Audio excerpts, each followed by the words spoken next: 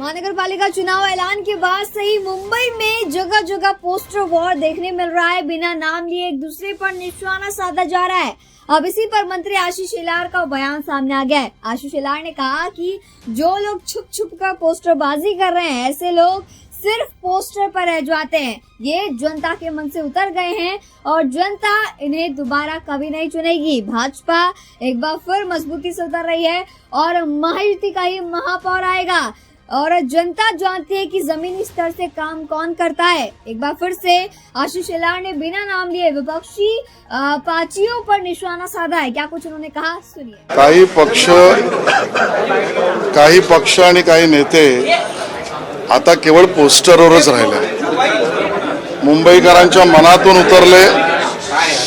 मुंबईकरांच्या मतदानाच्या प्रक्रियेतून उतरले आणि केवळ पोस्टरवर काही नेते आणि काही पक्ष राहिले ते लपून लपून लबाडीने पोस्टर लावून जनतेमध्ये भ्रम पसरवण्याचा प्रयत्न करतात। आम्ही बघितलं काही बातम्या पोस्टर्स लावलेल्याच्या।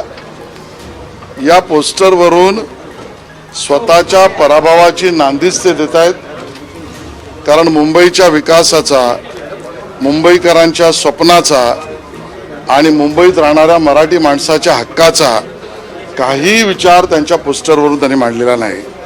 आणि म्हणून आमचं म्हणणं आहे, जे मी ट्विटद्वारे सुद्धा म्हटलं, होय मराठी माणसाने शुभ मुहूर्त काढलाय, होय मराठी माणसाने ठरवलंय, होय मुंबईकरांनी ठरवलंय, 25 वर्ष ज्यांनी खा खाल्लं तरी त्यांचं पोट भरलं नाही, अशा कंत्राटदार प्रेमी उबाटा सेनेला आज उद्या जे त्यांच्याबरोबर जातील त्यांना सगळ्यांना पराभूत करण्याची मानसिकता आणि निर्णय हा मराठी माणसाने, मुंबईकरांनी ठरवलाय।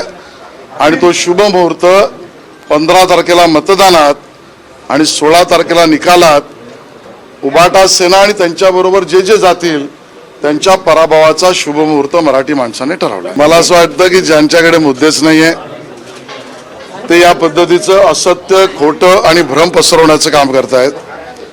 मुंबई मराठी माणसाचीच आहे, मुंबई महाराष्ट्राचीच आहे। माननीय देवेंद्रजीने तर विधानसभेत सांगितलं, जोपर्यंत सूर्य चंद्र तारे आहेत तोपर्यंत मुंबई कोणीही हिम्मत केली तरी भारतीय जनता पार्टी किंवा महायुती याला, मुंबईला महाराष्ट्रापासून वेगळं होण्याची जो कोणी भूमिका घेईल त्याच्या विरोधात आम्ही राहूच, संघर्षही करू। ती भूमिका मांडणाऱ्याला ती भूमिका मांडायलाही देणार नाही।